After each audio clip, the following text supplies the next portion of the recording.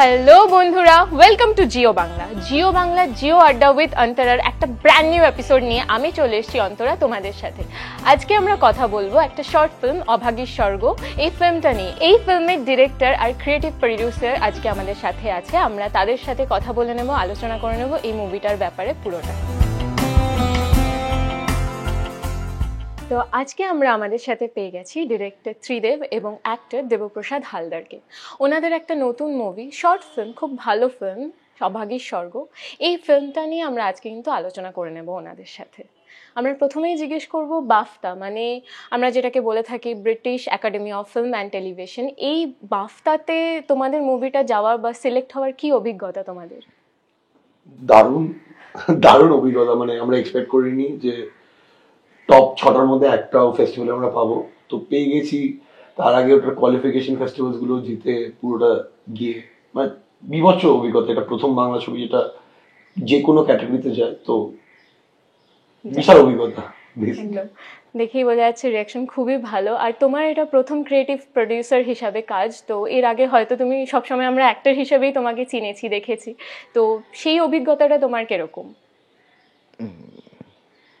এটা আসলে একটা অভিজ্ঞতা না, এটা একটা জার্নি। এটা থেকে আমি অনেক কিছু শিখেছি। আচ্ছা। তো মানে অনেক ভুল করেছি, তো তাই অনেক কিছু শিখেছি। তো সেই জন্য এটা আমি, আমার কাছে অভিজ্ঞতার থেকেও বড় কথা, এটা আমার কাছে একটা স্টেপিং স্টোন, নিজেকে প্রমাণ করা যে মানে বা নিজেকে দেখার যে আমি এটা কি করতে পারি কিনা। মানে শুধু অ্যাক্টিং ছাড়াও আমি তো, আমরা যখন এমনি আলোচনা করি, ধরো কোনো প্রজেক্ট নিয়ে না, এমনি ধরো আমরা আড্ডা মারছি, আমি আরও বা আমি অন্য আরেকজন তথাগত ওর সাথেও আড্ডা মারছি ধরো সিনেমা নিয়ে, তো আমাদের মধ্যে থেকে অনেক রকমের কথা বেরোয় যেগুলো মনে হয় যে আমরা খুব জানি, হয়তো হ্যাঁ এটাও জানি। তো ওই একটা জানি কি না, বা আদৌ আমরা যেটা জানি সেটা ঠিক কিনা, বা সেটা কতটা ঠিক, কতটা ভুল, কতটা আরও যেতে হবে, কতটা শার্প করতে হবে, এইটা একটা দেখার উদ্দেশ্য ছিল আমার এই কাজটা করার পেছনের মানে মোটিভ আর কি। হ্যাঁ, এবং অবশ্যই অভাগীর স্বর্গ, এবং অবশ্যই ও বিকজ কারণ ওর সাথে আমার এর আগে একটা কাজ হয়ে গেছিল, কাজটার নাম গুল্ম। তো তার জন্য আমার মনে হয়েছিল যে একজন কোয়ালিটি ডিরেক্টর, একটা কোয়ালিটি গল্প, এবং এই গল্পটা কেউ এখনো ছোঁয়নি, very difficult to pull off, যেটা একটা সবচেয়ে বড় চ্যালেঞ্জ আমার কাছেও। হ্যাঁ, আমি ওটাই তোমাদের জিজ্ঞাসা করতাম যে এই অভাগীর স্বর্গ, এটা মনে হয় এখনো অব্দি কেউ করেনি, মানে সিনেমা আমি তো জানি না বা দেখিনি। তো তোমরা এই গল্পটা নিয়ে কাজ করবে, এটা কি করে ভাবলে, মানে কোথা থেকে? এটা ওর ভাবনা প্রথম। এটা আমাকে খুব ডিপলি ইম্প্যাক্ট করেছিল ক্লাস 10-এ, যখন আমি এটা মানে সিলেবাসের জন্য পড়েছিলাম। এবার আমাকে আমার থিসিস ফিল্ম বানাতে হবে, আমার লাস্ট শর্ট ফিল্ম, এরপর ফিচারে ডাইভ করব। তো লাস্ট শর্ট ফিল্ম তো আমি ভেবেছিলাম এটাই করবো, কারণ আমি বেশ কনফিডেন্ট ছিলাম একটা পিরিয়ড পিস বানাতে পারবো। সো আমার কথাবার্তা চলছিল আমার কলাম্বিয়া প্রফেসরদের সঙ্গে অ্যান্ড স্টাফ লাইক দ্যাট। তো তারপরে আমি দেবুদাকে গিয়ে বললাম যে আমি অভাগীর স্বর্গ বানাতে চাই। দেবুদার প্রথম রিয়াকশন ছিল, হ্যাঁ চল অনুরাগের মতো করে বানাই, যেরকমভাবে দেবদাস বানিয়েছে ডিভডি, চল ওরমভাবে বানাই। মনে আছে আমাদের এই ডিসকাশন? মানে আমি যদি এখনো মনে হয় যে অভাগীর স্বর্গ যদি আমি বানানোর সুযোগ পাই কোনোদিন, তাহলে আমি অভাগীকে আজকের দিনের অভাগী করব। যেটা দেবডিতে আমি দেখেছিলাম, আমি ভীষণভাবে ইন্সপায়ার্ড দেবডি, কারণ আমার কাছে দেবদাস ওটাই। আমি শরৎচন্দ্র দেবদাসকে এক্সিস্টই করে না, ওটা নভেলে এক্সিস্ট করে আমার কাছে। রিয়েল লাইফ দেবদাস আমার কাছে অনুরাগ কাশ্যপ স্যারের দেবডি। তো ডেফিনেটলি আমার এটা শুনে মনে হয়েছিল এটা তো দুরন্ত একটা প্রজেক্ট যদি এখনকার অভাগী হয়, বাট ও পিরিয়ড করতে চেয়েছিল, তো ওর ইচ্ছা। কারণটা আলাদা। শরৎচন্দ্রের লেখা এতটা পাওয়ারফুল, এতটা আমাদেরকে ছুঁয়ে যায়, আমার মনে হয় না যে এটা নিয়ে খেলা করার আমাদের কোনো অধিকার আছে। মানে আমার সেটা বক্তব্য ছিল। সো মানে অফকোর্স মানে যে কেউ যেরকমভাবে ইন্টারপ্রেট করতে পারে, অভাগী আজকের দিনেও প্রিভ্যালেন্ট, আজকের দিনেও এক্সিস্টেড, কিন্তু আমি শরৎচন্দ্র লেখাটাকে নিয়ে খেলতে চাইনি বেসিক্যালি। হ্যাঁ, কিন্তু অভাগী আজকের সমাজে আরো বেশি, প্রচুর। হ্যাঁ, প্রচুর অভাগী। এই 24 মিনিটের যে মুভিটা রিলিজ হয়ে গেছে, এক সপ্তাহ হয়েছে, তো দর্শকদের এটার প্রতি প্রতিক্রিয়া কেমন? মানে বিশাল। আপনারা কমেন্ট সেকশনে দেখবেন, মানে নেগেটিভ রিভিউ প্রায় নেই, সব পজিটিভ রিভিউ আসছে।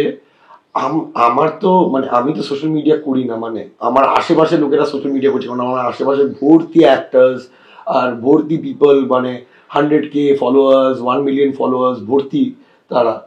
আমি প্রথমবার বুঝলাম যে মানে মানে এই ফিলিংটা কি হয়। বেসিক্যালি কালকে একটা মজার ঘটনা, মানে আমার ফেসবুক মেসেঞ্জার কালকে আনইউজুয়াল অ্যাক্টিভিটির জন্য ব্যান হয়ে গেছে, এতটা ফিডব্যাক এসছে। মানে আমার ডেড অ্যাকাউন্ট, মানে 2-3টে কাজের কথাবার্তা হচ্ছে, মানে স্ক্রিপ্ট এক্সচেঞ্জ হচ্ছে ফেসবুকে বিদেশি বন্ধুদের সঙ্গে, দ্যাটস ইট। মানে আমার এখন ফেসবুকে তাই চলছে, সেখানে 100+ মেসেজেস কামিং ইন আমার আনইউজুয়াল অ্যাক্টিভিটির জন্য, এটাই বিষয়টা। তো এতটাই রেসপন্স এসছে বেসিক্যালি। তুমি তো ফরেনে এতদিন ছিলে, ওখানে শিখেছো, ওখানে কাজও করেছো, এইখানে আমাদের সাথে মানে ইন্ডিয়াতে কাজ করে কিরম লাগছে? আমি এখানে অ্যাসিস্ট করেছিলাম যখন মানে মানে হিন্দিতেও অ্যাসিস্ট করেছি, ইয়স ট্রুলি, পঙ্কজ ত্রিপাঠী, সঞ্জয়দের সঙ্গে কাজ করবা। তারপরে এখানে আমরা বাংলা ওয়েব সিরিজে আমি অ্যাসিস্ট করেছি। আহ, যখন মানে ওয়েব সিরিজ স্টার্ট হচ্ছে আমাদের বাংলা, তখন আমি অ্যাসিস্ট করেছি। সো তারপরে অ্যাজ এ ডিরেক্টর একটা বিশাল কালচারাল জাম্প তো হয়। মানে ওখানে ডিরেকশন দেওয়া কাজ, এখানে ডিরেক্ট করা আর ম্যানেজ করাটা একটা ভাগাভাগি হয়ে যায়, দুটোর মধ্যে একটা পার্থক্য আছে। তাই জন্য মানে আমার মনে হয় একটা ক্রিয়েটিভ প্রডিউসার যে এই ম্যানেজারাল অ্যাসপেক্টটাকে অনেকটা সামলায়, মানে মানে আমার জন্য দেবুদা মানে আমাদের ক্রুতে মানে হচ্ছে গুড কপ ব্যাড কপ, মানে সত্যি কথা বলতে গেলে। মানে এখন ফর্মালি দরকার একটা কাজে খুব দরকার একজনকে গুড আর একজনকে ব্যাড। কাউকে ভয় না পেলে কাজটা হবে না, সব ভালো দেখলে ভয় পেয়ে আবার কাজ হবে না, ভয় পেয়ে আবার কাজ হবে না, সেটা একটা বিষয়। ভয় পেলেও আবার কাজটা হবে না, মানে ওটা একটা ভীষণ একটা, হ্যাঁ মানে ওটা একটা ভীষণ রেসপেক্ট, ভালোবাসা, এই জায়গা থেকেই কাজটা হয়। ভালো কাজ করতে গেলে ওই রেসপেক্ট ভালোবাসা না থেকে যদি উল্টে ভয় আসে, ওটা তো স্কুল নয়, টিচার নয়, আমি তো শেখাতে যাইনি, ও কাউকে শেখাতে যাইনি ওখানে। মানে বেসিক্যালি জীবনের যে কোনো জিনিস হচ্ছে তিনটে জিনিসে মানে ভেঙে যায়, সেটা হচ্ছে ব্যালেন্স, কন্ট্রোল আর ইন্টেন্সিটি। আর আমরাও শিখছি না, এই প্রসেসটা তো আমরাও শিখছি, তো আমরা কি করে কাউকে শেখাবো? So everyone should be on a same page, মানে যেখানে সবাই একটা রেসপেক্ট, সবাই একটা ভালোবাসা এবং সেই ডেডিকেশনটা দিয়ে ওই কাজগুলো করে যাচ্ছে প্রত্যেকের ডিপার্টমেন্ট। এই যে 24 মিনিটের ছবি, এই ছবিটার মধ্যে তোমাদের কতটা অবস্টেকেল এসছে? বিকজ আমি দেখলাম, মানে আমি তো ট্রেলারটা দেখেছি, আমার খুব ভালো লেগেছে। আমি জিজ্ঞেস করবো তোমরা ওইখানে গিয়ে যে কাজটা করলে বা অ্যাক্টরদের সাথে তোমাদের অভিজ্ঞতা বা কতটা কি হয়েছে একটু যদি জানাও। অবস্টিকল বলতে গেলে আমাদের 7 মাসের প্রি প্রোডাকশন, সো লোকেশন শুরু করা থেকে সবকিছুই প্রি প্রোডাকশনে করা। আমাদের কালকেই আমার ডিওপি শুভদীপ নস্কর সে এখন বম্বেতে কাজ করছেন, কথা হচ্ছিল যে আমাদের কোনো আনপ্ল্যান শট ছিল না। আমাদের স্টার্টিং শট 64 ফিট ট্র্যাক থেকে শুরু করে লাস্ট শট যেটা 10 ফুটের ট্র্যাক, মানে পুরো ডটে ডটে সবকটা ট্র্যাক, মানে আমার মানে সবকটা শট আমাদের মানে প্ল্যান, আমাদের এঁকে প্ল্যান করা। সো সবচেয়ে বড় অবস্টিকল আমার ক্ষেত্রে বলবো হচ্ছে লোকেশন খোঁজা। 1870-এর পুরো পৃথিবীটা বিল্ড করা, কারণ আমরা ওয়াইড অ্যাঙ্গেলে, আমরা চিট করে কোনো ইয়ে নিচ্ছি না, আমরা ওয়াইড অ্যাঙ্গেলে ফিশাই লেন্সে পুরো 1870-টার ফিলটা দেবো। মানে তো লোকেশনটা এমন হতে হবে যে মানে আমরা সেট বিল্ড করে ওই ফিলিংটা আর পাবো না। মানে আমাদের জুবলির মতো তো বাজেট নেই যে আমরা মানে শ্রীলঙ্কায় পুরো সেটটা বানিয়ে দিতে পারবো। সো আমার জন্য পুরো অবস্টিকেল ছিল যে এই 7 মাসের মধ্যে ওই পুরোটা খুঁজে পাওয়া। তোমার জন্য সবচেয়ে বড় অবস্টিকেল কি ছিল? আমার তো সবকিছুই অবস্টাকেল লাগতো। হ্যাঁ মানে প্রথমবার আমরা একটা কাজ করছি, এরকম একটা টাফ কন্টেন্ট, সবকিছুই পুল অফ করা খুব কঠিন। এত কাট কোত্থেকে পাবো, এত এই টাকায় কি করে হবে, মানে সবকিছুই কিরকম একটা মনে হতো হবে না হবে না হবে না হবে না, কিন্তু হয়ে গেছে। একটারা তো ক্যামেরার সামনে থাকে, মানে আমরা ক্যামেরার পিছনে যারা থাকি তারা বোঝে যে মানে ছোট ছোট জিনিসগুলো কতটা না, মানে এইগুলো কেন মনে হয়, মানে এটাও একটা কারণ আছে। ধরো আমরা একটা ছোট্ট উদাহরণ ঘটনা বলি। আমাদের যেদিনকে প্রথম ক্রু মিটিং হয়, ও স্ক্রিপ্টটা পড়বে, সবাইকে আসতে বলা হয়। সেখানে আমাদের একজন ডিপার্টমেন্টের হেড, কোন ডিপার্টমেন্ট তার নাম বলছি না আমি, আর্ট ডিপার্টমেন্ট, যাই হোক হেড, উনি 1.5 ঘন্টা লেট করলেন। তো তার একটা এক্সকিউজ তার কাছে আছে। হ্যাঁ, তো আমার কাছে না ভীষণভাবে এই জিনিসগুলো খটকা লাগে যখন মানুষের কাছে কাজ করতে যাওয়ার লেট হওয়ার পেছনে এক্সকিউজ থাকে। তো তাহলে সে আমাকে ফ্লোরেও সেটা দেখাবে। হ্যাঁ, তো ফ্লোরে যদি এরকম মানুষরা থাকে তাহলে খুব মুশকিল। তো এইগুলো দেখতে দেখতে তখনই মনে হতে শুরু করলো যে হবে তো, মানে এই লোকগুলোই তো থাকবে, আজকে এ নয় অন্য কেউ থাকবে, তার কাছে অন্য একটা এক্সকিউজ থাকবে, আমি তো সবাইকে চেঞ্জ করতে পারবো না। তো ওইটা একটা মনে হতে থাকে অলওয়েজ যে হবে তো হবে তো।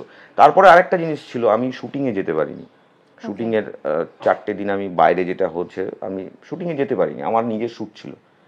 তো তখন একটা অন্য টেনশন ছিল, কারণ ও একা, পুরো ইউনিট ওর ওপর চেপে বসতে পারে। দায়িত্বটা হ্যাঁ, তো দায়িত্বর থেকে বড় কথা একা না, সবাই খুব এক্সপিরিয়েন্সড ইউনিটের, তারা কলকাতার কাজ করছে, বড় বড় কাজ করছে, আমরা যাদেরকে নিয়েছি মানে প্রত্যেকটা টেকনিশিয়ান আমাদের খুব বেছে বেছে, আমাদের ডিওপি বেছে বেছে নিয়েছিল, ক্যামেরার টেকনিশিয়ানস এভরিথিং।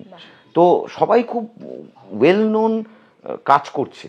এবার তারা যদি ওকে ওই জায়গাটা অ্যাজ আ ডিরেক্টর, বাচ্চা ছেলে, সেই জায়গাটা না দিত, তাহলে হয়তো এই ভালো কাজটা হতো। তো ইটস এ টিম গেম। কিন্তু আমার মনে হয় যে একটা জিনিস অ্যাজ এ ডিরেক্টর, মানে ব্যাড কপ হিসেবে পেও কি গুড কপ, মানে হোয়াট এভার, আর এই ফিলিংটা আমি সেটে, প্রথম কথা আমরা সবাই মিলে কাজটা করছি, তো একটা হোলিস্টিক ফিলিং, একটা টিমের ফিলিং দেওয়া উচিত।